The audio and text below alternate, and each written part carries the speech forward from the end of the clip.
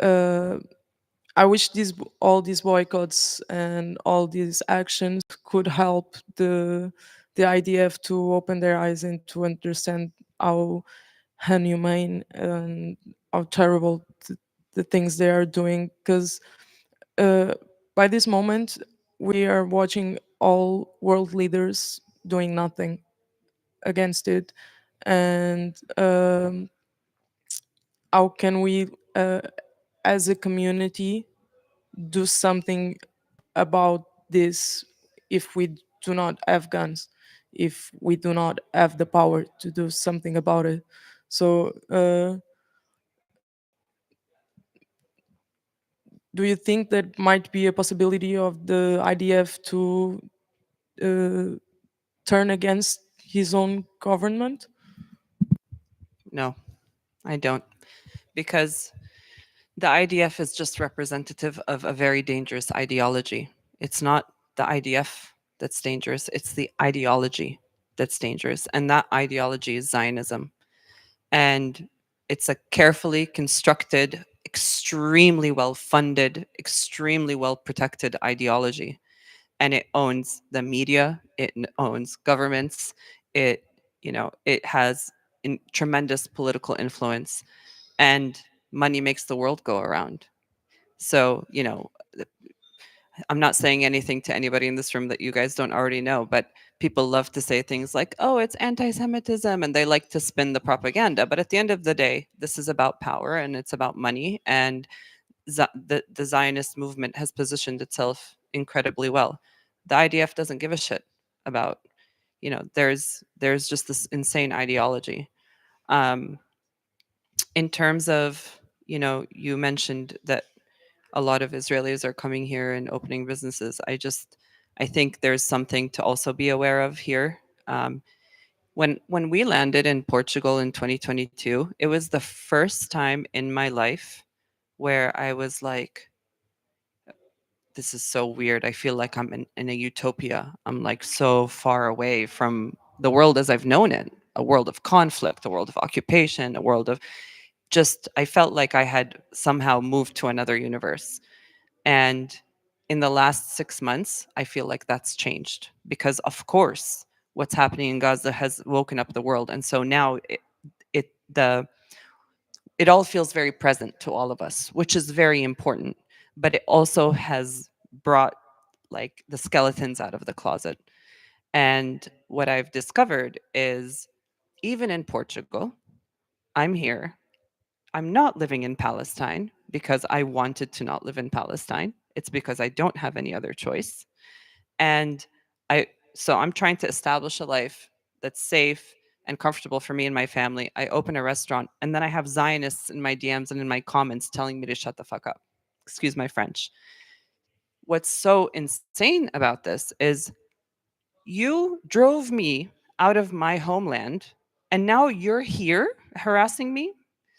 Today I went to look at an apartment, and in the middle of the viewing of the apartment, I asked the realtor who owns this condominium. She said, an Israeli fund. I said, I'm leaving. I'm leaving. So these are the things that I think it's really important to be aware of, is that it's insane to create an environment in our homeland that we can't exist in. It's even more insane to then come to other countries and try and isolate us from, like, what's the bottom line? So I think as a community here, to be aware that this conflict isn't over there, it's everywhere. And protecting your neighbors and protecting your community, and knowing, like, one of the things that makes me feel the best is when I'm having these conversations with my Portuguese friends, and my Portuguese friends are like, let them try to mess with you, like this sense of, no, this is Portugal, this is not Israel. And this is why, the conversation about the music festival caused such a stir, because essentially, I'm sure you know what I'm talking about, right? With Insomnia Festival, and boom, there was an article written about that. It's the Portuguese saying, hey, not in our name, not at our festivals, right? And so that's something the Portuguese can do. I can't really do much about it. So I think that's just, it's not related to your question, but I think it's a really, really important point for Portuguese to say, okay, and not in terms of like a fascist perspective, but hey, like refugees welcome here, baby killers not welcome here. Totally agree. Um, does anyone has a question for Ines? For example, you said that money rules the world, and I don't. Okay, I will try to speak with the microphone. Sorry. Okay.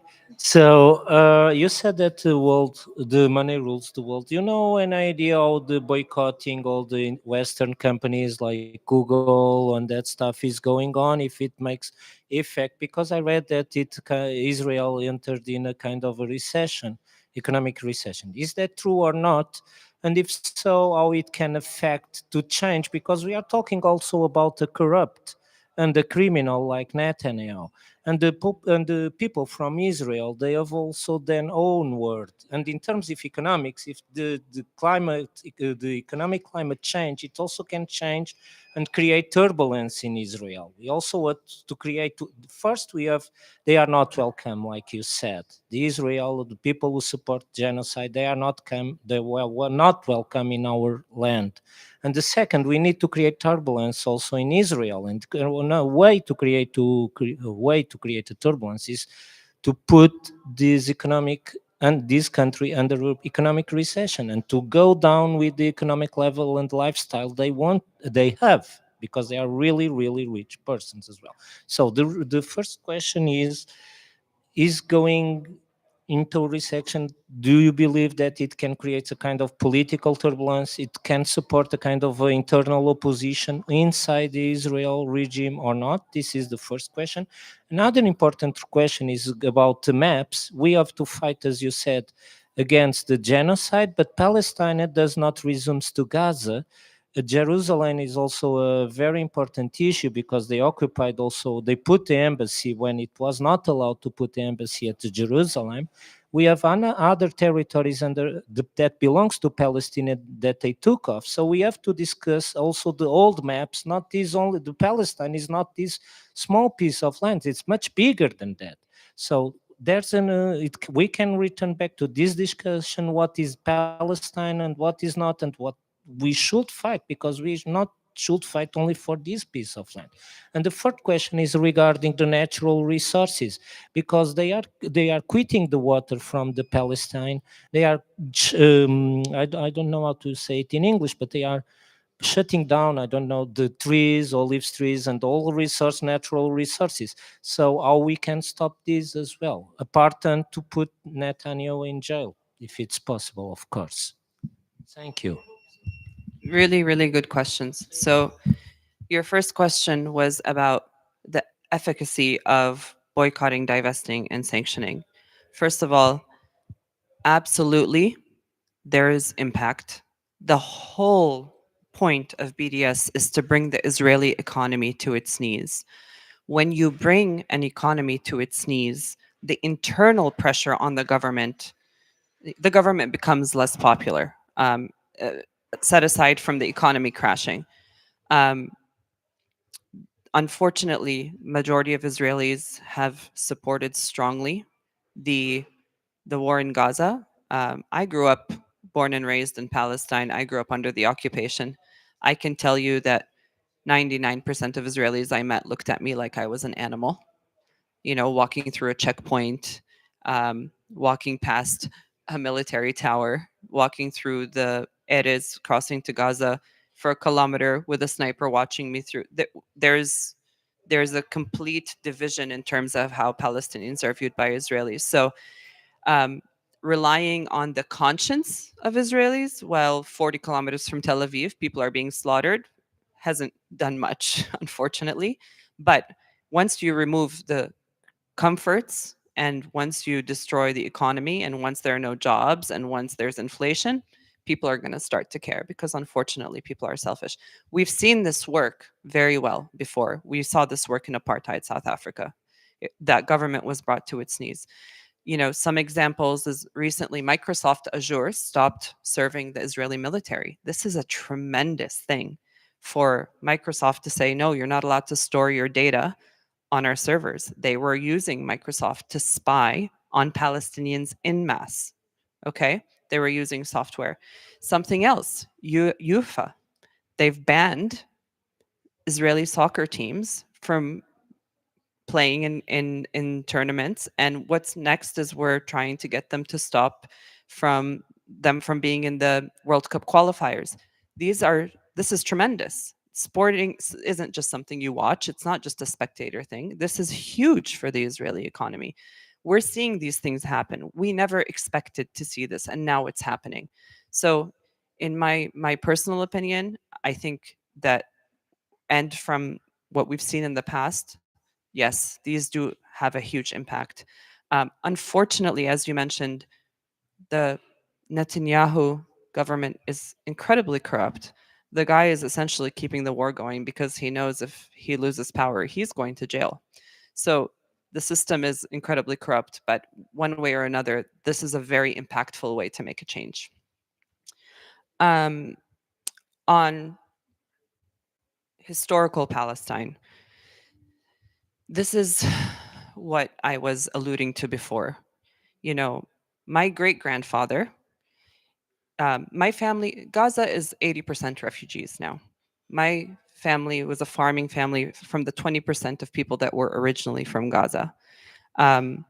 When the dividing lines of Gaza were drawn, my great grandfather used to tell my mother this story that he used to farm in an area which was then very close to Gaza called Nahal Oz, which is now a kibbutz in Israel, a village in Israel. My great grandfather would say to my mother that one day he went to farm and he came home. The next day he went, the line was drawn, but his mule was on the other side of the line and he never saw that mule again. This is kind of how systemically, even as a child growing up, we'd wake up one day and there's a road we couldn't access anymore. And essentially that road would eventually get dug up and then a settlement would be built. One of the things that devastates me the most is looking at pictures of my childhood because we used to harvest the olives. Olives are essential to a Palestinian's life. Um, like the Portuguese in many ways, they're parts of Portugal, but we would there are pictures of us harvesting the olives as children in the same village that we went to every year. The pictures of that land now are unrecognizable because on every hilltop there's an Israeli settlement. So this is the very systemic and slow dividing and conquering of land that's occupied Palestine, but the settlements are within. The lines have become so distorted. I'm sure you've all seen that map of Palestine. It's like the map with the lines shrinking, shrinking, shrinking, shrinking.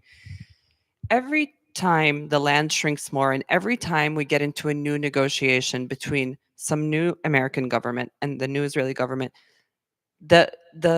we negotiate even a smaller chunk of the land. And this is what I was saying to you. What's so devastating is we're not actually having the real conversation.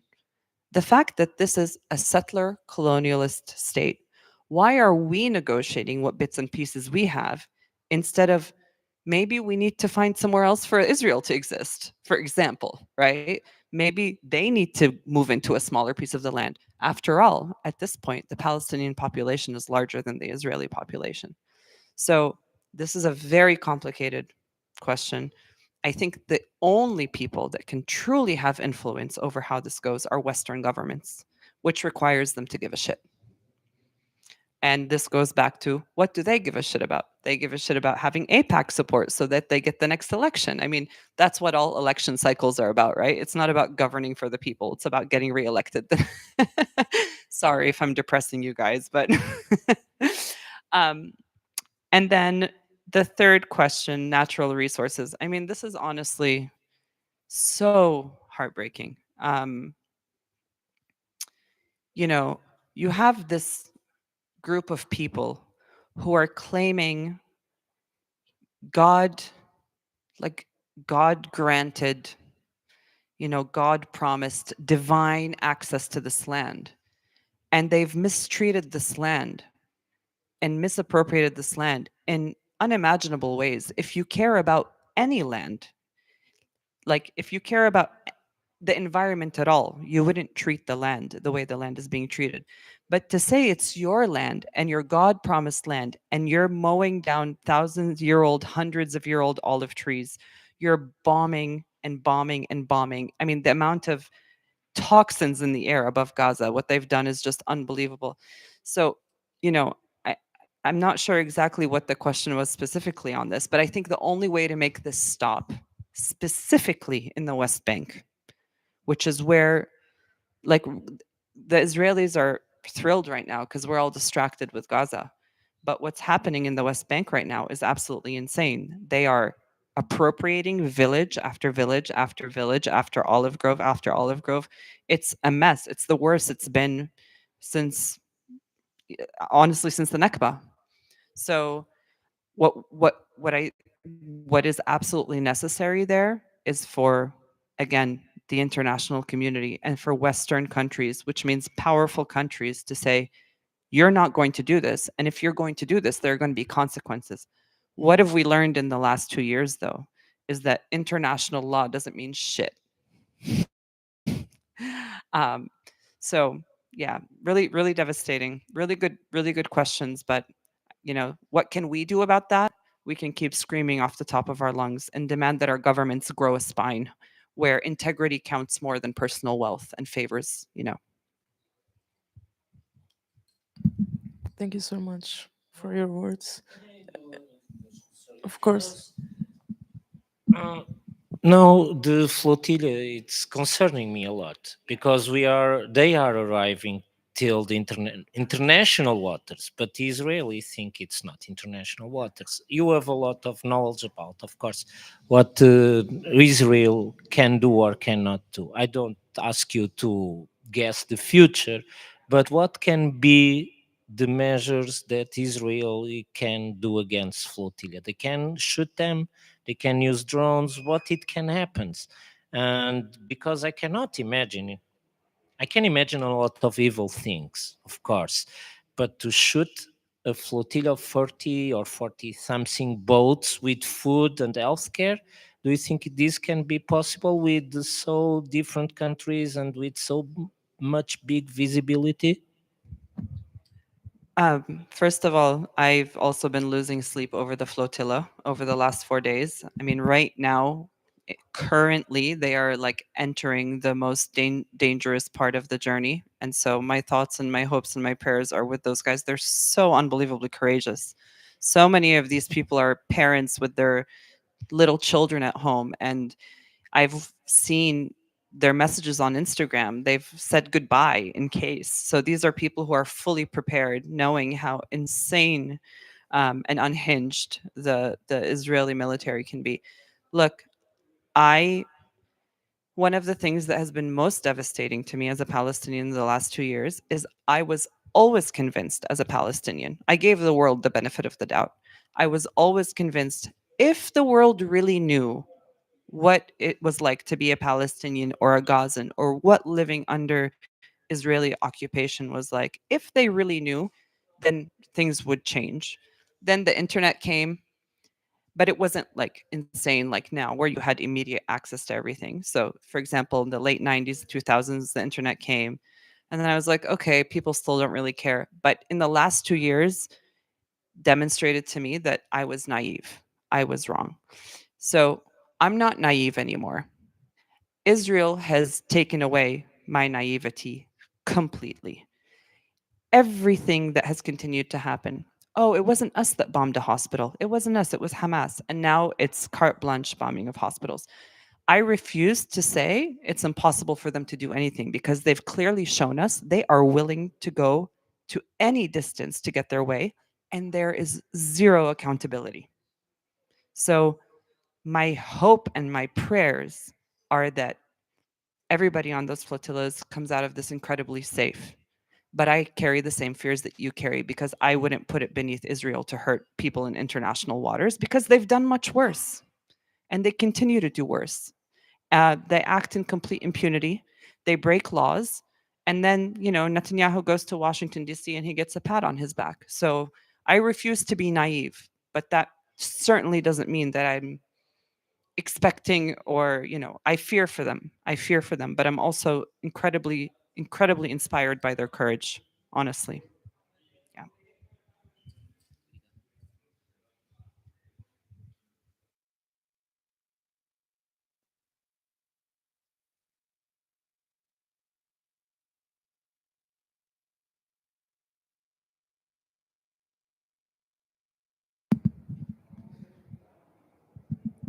And the about the flotilla, I think it's just one of the things that we as citizens we can do to change the situation. Uh, Maybe we should start like not only making events, but go to the assemblies and to demand to take action to stop the war. And Western citizens, they're too privileged to think about like the life of a person in the Middle East, a person in Gaza. Uh, but these kind of actions bring more and more attention and more conscience about the the genocide. And uh, do you think that would be possible that we as a society could make a governmental change to stop the war? Yes, but there has to be enough people involved. I mean, I go to the protests here in Lisbon. There's hardly anybody there.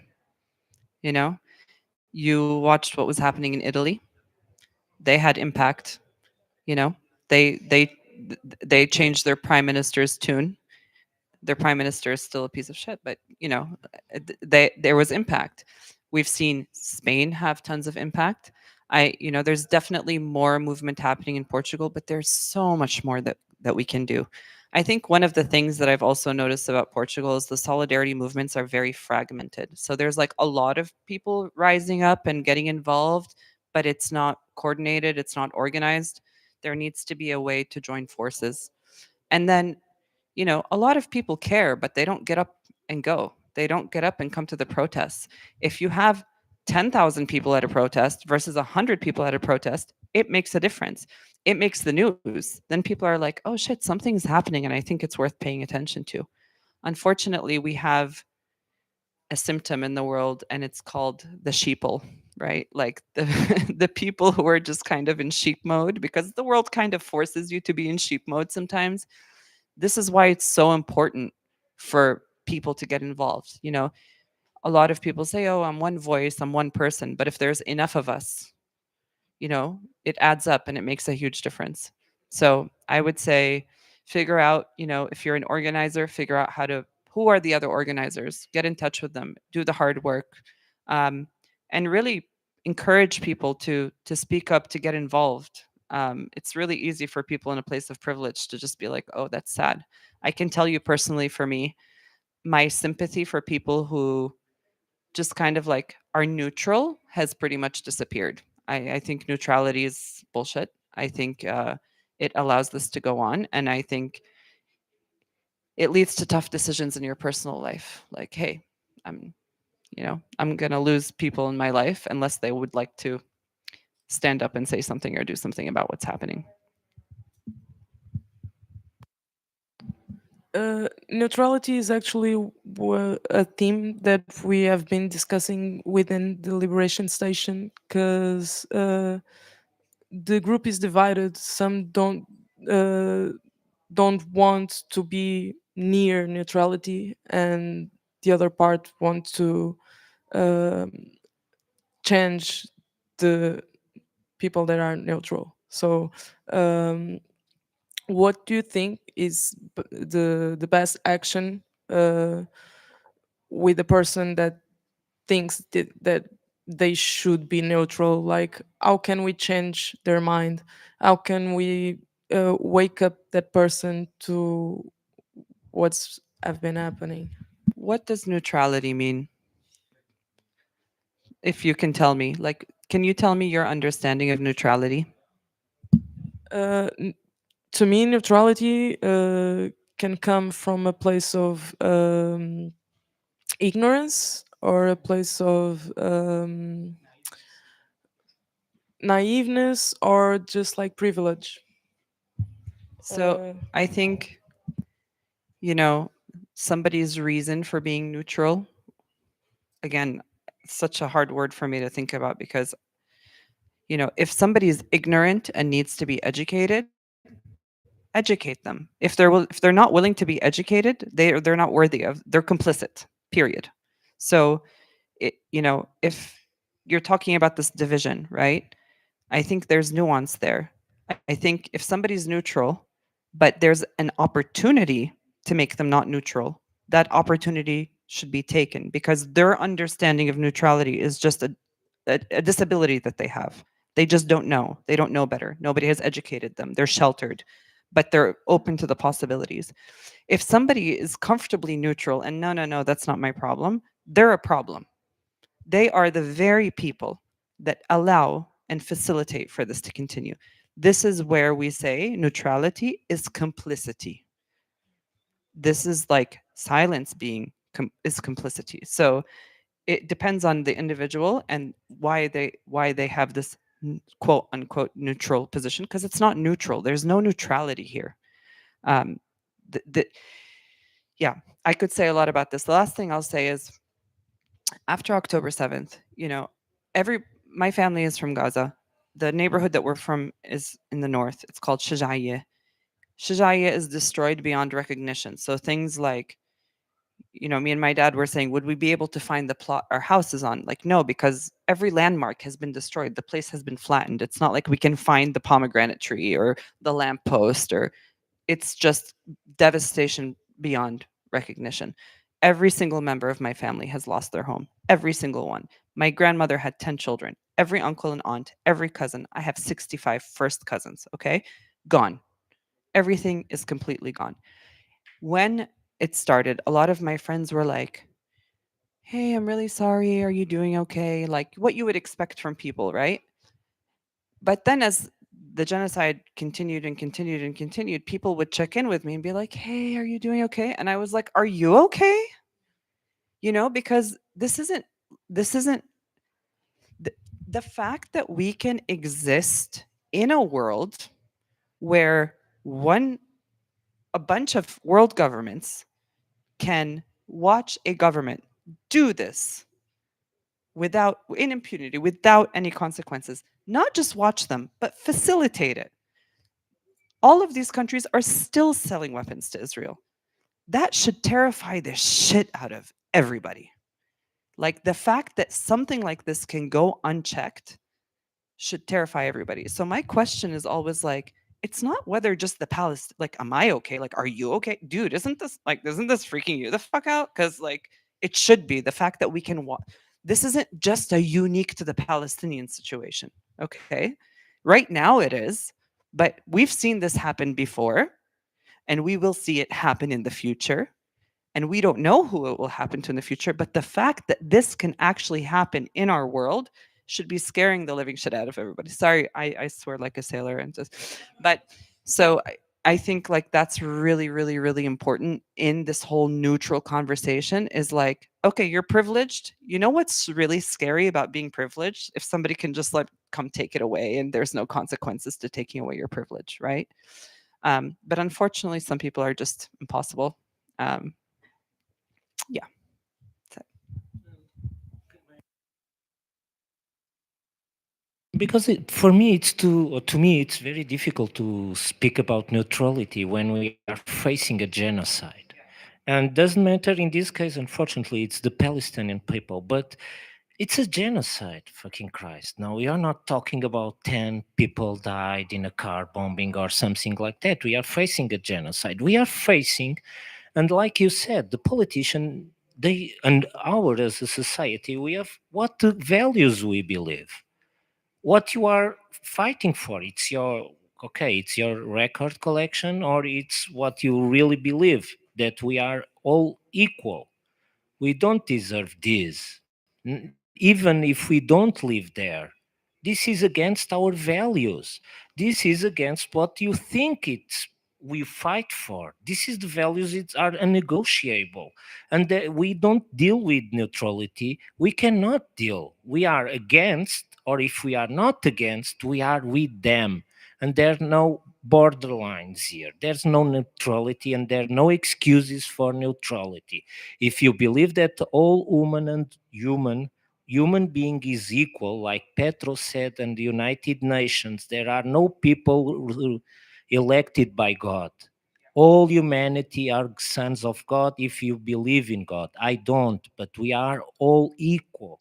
So we should, must go against genocide. And if someone is doubt, it's with them.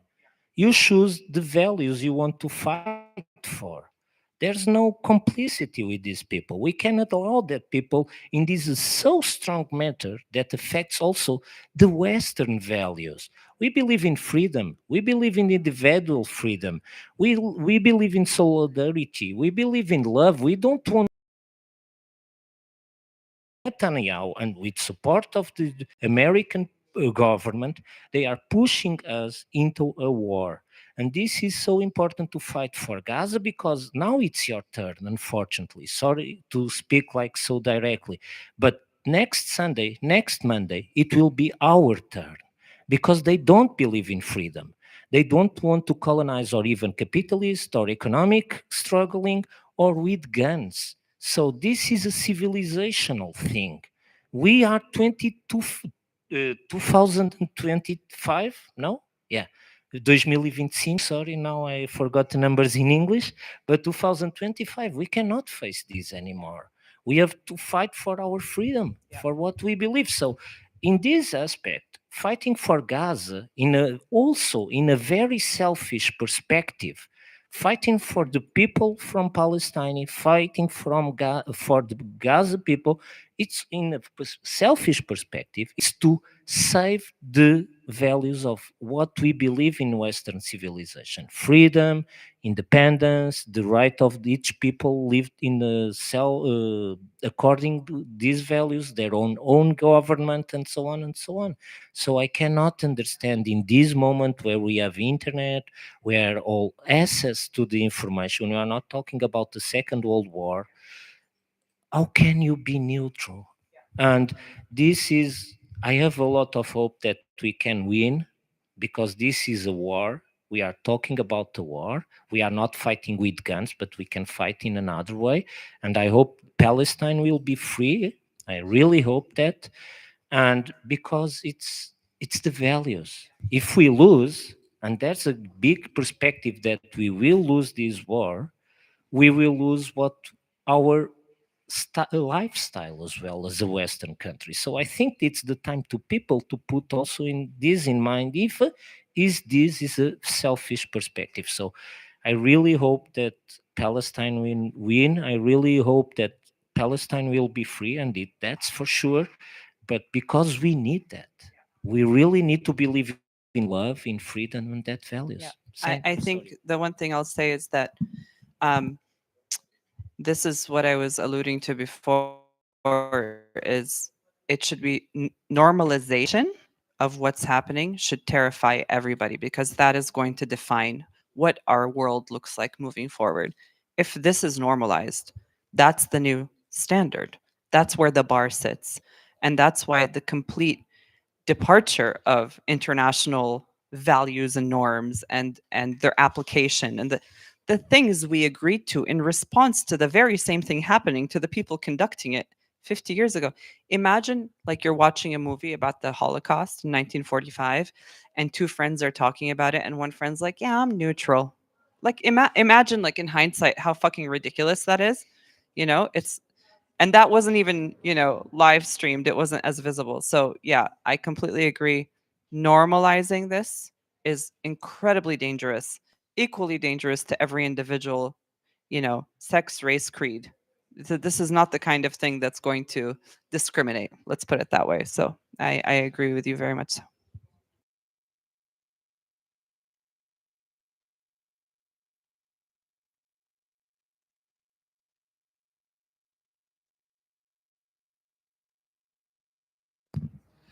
something that's been in my mind quite lately is like how Israeli people themselves view the genocide right now in quite an inhuman way, if I'm and I would like for you to talk about your experience with Israeli people, like especially considering they really prone to propaganda because it's the state that's doing the genocide itself, so they really need the population to be um, supporting it, let's say. And I'd like you to talk a bit more about relationships between Palestinians and Israeli people, considering the propaganda around it. Yeah, that's pretty much it, if I'm making sense. Yeah, you're making a lot of sense. Um, I wish I had better things to say. Again, my naivety is no more.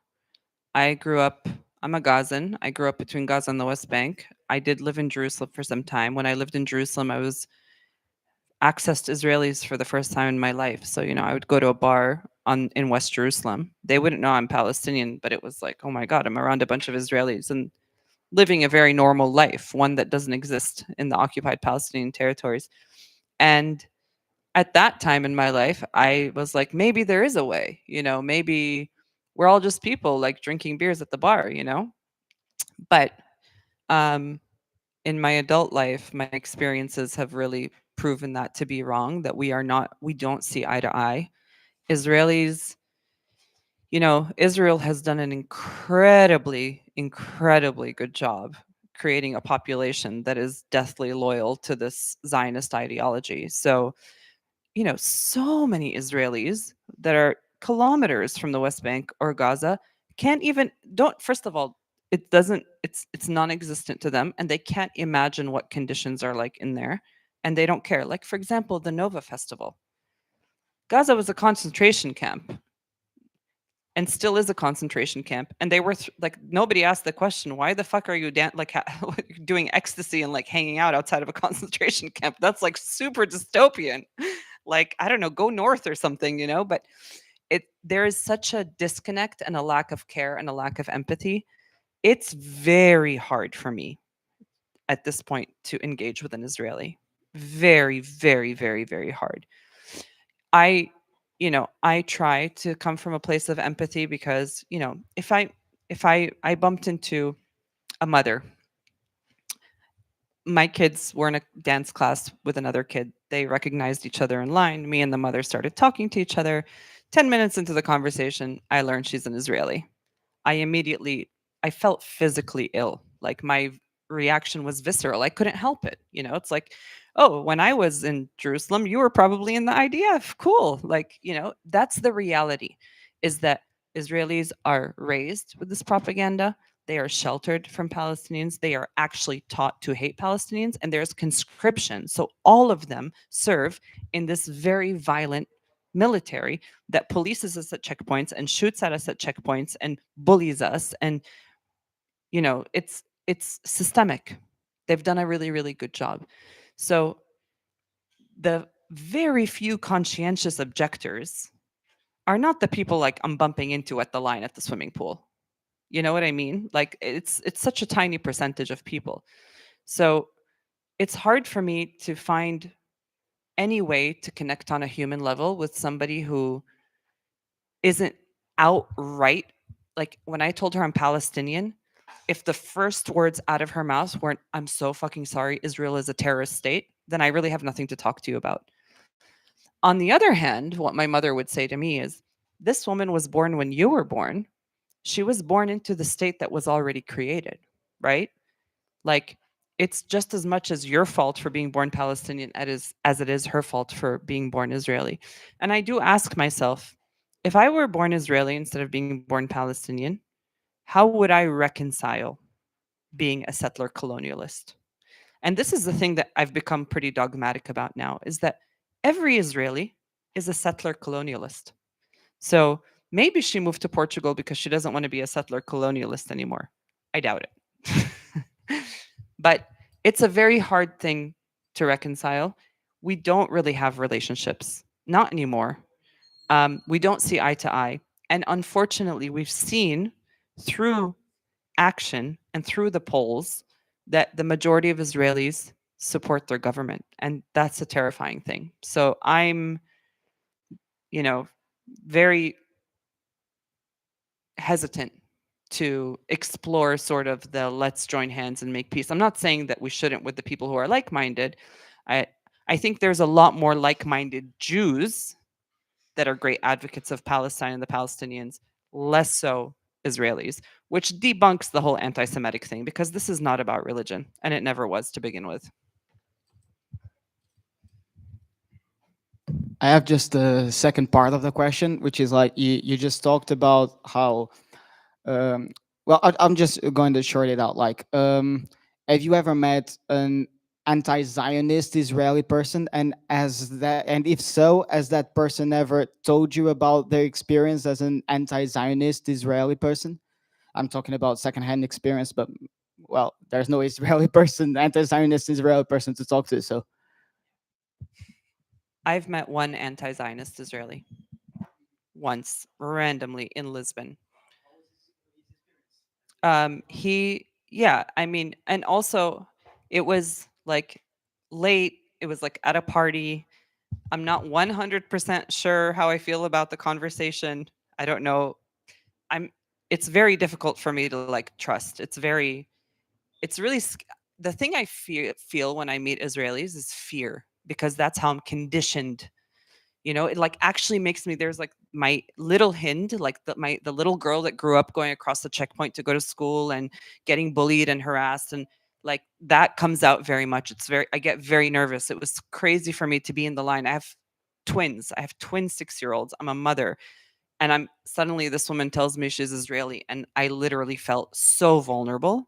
So when I met this person, they told me they were Israeli and you could see like I turned white, you know, whiter than I already am. And he was like, "Oh no, no, no. I'm like completely anti-Zionist. I left Israel for a reason. I hate that fucking country." And I never in my life heard an Israeli say those things. So I was like kind of skeptical and I just like, okay, that was pretty much it. I kept my distance because still like that was so unusual that it made me uncomfortable. I wasn't like, "Yay!" Um so yeah, that's been my one unusual experience. No, on the contrary, I walk around with my hatta. I have a Free Palestine hat. I can tell when an Israeli spots me because I get like the looks or I get comments or they start speaking in Hebrew and I do speak a little bit of Hebrew. So, you know, I can see that by self-identifying as a Palestinian, it makes a lot of the Israelis that I encounter immediately uncomfortable. I wear it to pick up my kids from school and stuff, and you know it's a nice experiment in in community, but yeah, it's a good question. Unfortunately, I wish there were more people. We're seeing it happen right now. The Israelis aren't saying or doing anything. The Israelis that are speaking up are mostly people who are protesting because they want Netanyahu to return the hostages. It's not really, there's a very small group of people demonstrating for the end of killing babies and stuff, but they're still living in Tel Aviv on settler colonial land. It's to me the irony is just it's really rich, but I'm also at the end of my rope, so yeah, that's my response. personally, I know about one anti-Zionist Israeli person, and their experience, as they've told me, as an anti-Zionist Israeli person, was that of like ending up being bullied for being like him against the whole world, and I don't know, it just goes quite beyond me. And yeah, I wanted to ask you that, so that if you knew someone like as a Palestinian person, the story must hit, of course, in a whole different way. But yeah, it's just messed up that one person that goes against the whole system of their own country is like in a certain way ostracized to the point that they have to leave the country. Yeah, I think first of all, let me say something. I am absolutely 100% sure that there are anti-Zionist Israelis. They exist, and not every Israeli because they're Israeli deserves punishment. That's not at all what I'm saying. I do have compassion, I do have empathy, and I'm sure they exist. Is there a place for them to exist openly? No, but it's like the courage, the courage these guys are taking on the flotilla. Like those Israelis, they're going to have to find that courage. It's not a scary, it's not a comfortable place to be, going against the grain of society. We've seen that with all sorts of minorities, with blacks, with LGBTQ, with it sucks to be the different person out, but how do we do it? We get together and we say, no, we have a place here too. We belong here too. That that voice needs to also come from those anti-government Israelis. And I think they do exist. There's probably not that many of them, and they're probably afraid.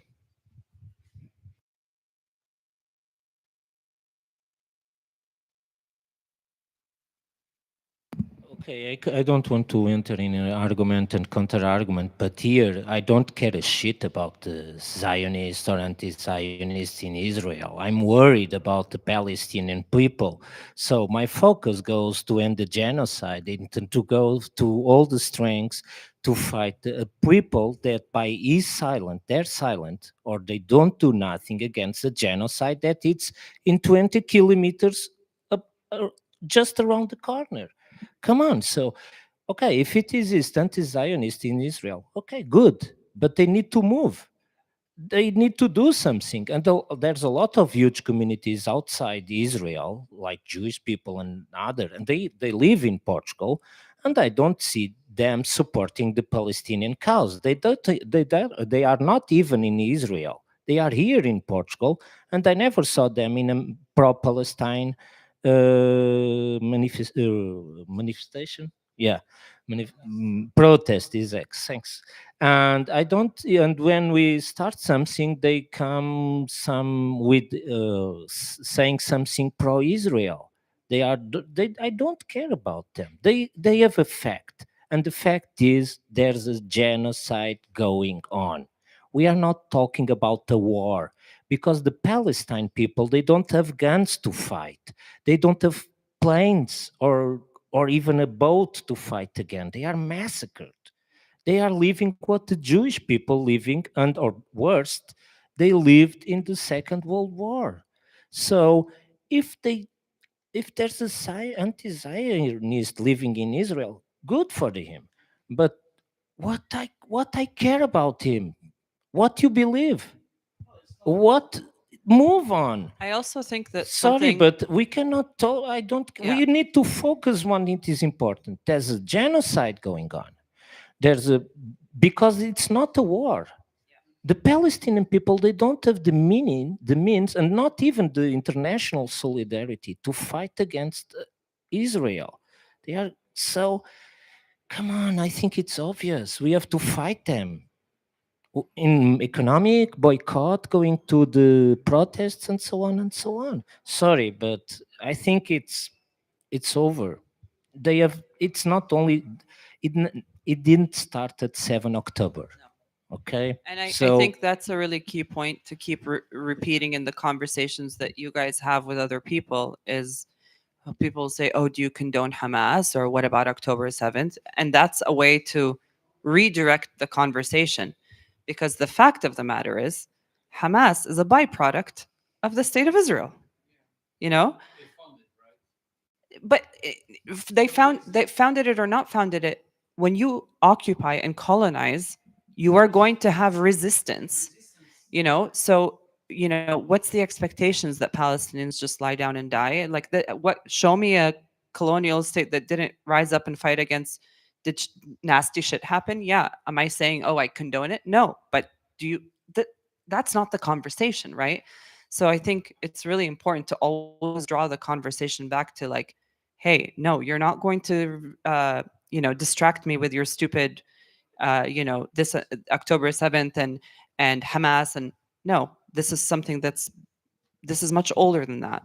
And this started, the premise of this was Zionism, and the premise of this was colonialism, violent colonialism. And that's why we are here where we are today, not because of October 7th. October 7th was inevitable, and the Intifada was inevitable, and the second Intifada was inevitable, and everything that has happened and will continue to happen is inevitable as long as we have a settler colonialist state and an oppressed people without representation, without autonomy, How else are they supposed to fight? Just giving the middle fingers? You know, like it's fucking ridiculous. So yeah, a lot of it's hard to entertain any of these discussions anymore. We have to exist in the realm of reality. We cannot be distracted by the bullshit that's meant to distract us, and we have to keep our eye on the ball, because that's what's at stake, is an entire population of people that are suffering. And getting lost in dialogue about irrelevant things is unfortunately exactly where people want us to go. But um, thank you very much for having me and for engaging in this discussion with me. I'm really, really, really touched to see the community here becoming more involved and caring and having these conversations. And I hope that we can continue to have these conversations. Thank you so much, Ines.